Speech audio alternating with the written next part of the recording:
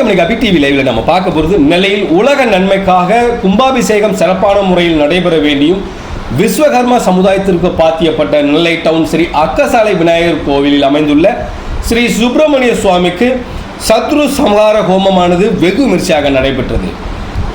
இந்த ஹோமத்தில் காசி மடத்திலிருந்து ஜோதி ராதியானந்த குமாரசுவாமி அகோரி அவர்கள் சிறப்பாக விருந்தினராக கலந்து கொண்டு ஹோமத்தை துவக்கி வைத்தார்.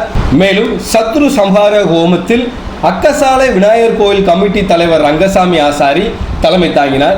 செயலாளர் ராமகிருஷ்ணன், பொருளாளர் வேலாயுதம், துணைத் தலைவர் ஸ்டார் ஐயப்பன், துணை செயலாளர் ராதாஸ் பொன்னின் சங்கர், இணை செயலாளர் லக்ஷ்மணன் சுப்பிரமணியன், பி சுப்பிரமணியன், ஆலோசகர் கந்தன் ஆசாரி, ராமமூர்த்தி ஆசாரி, பரமானந்த ஆசாரி உட்பட பலரும் கலந்து கொண்டனர்.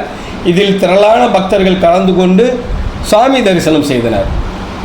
இதனைத் தொடர்ந்து அன்னதான நிகழ்ச்சியும் நடைபெற்றது. இந்த நிகழ்ச்சிக்கான ஏற்பாடுகளை அக்கசாலை விநாயகர் கோவில் நிர்வாக கமிட்டியினர் வெகு விமர்சையாக செய்திருந்தனர்.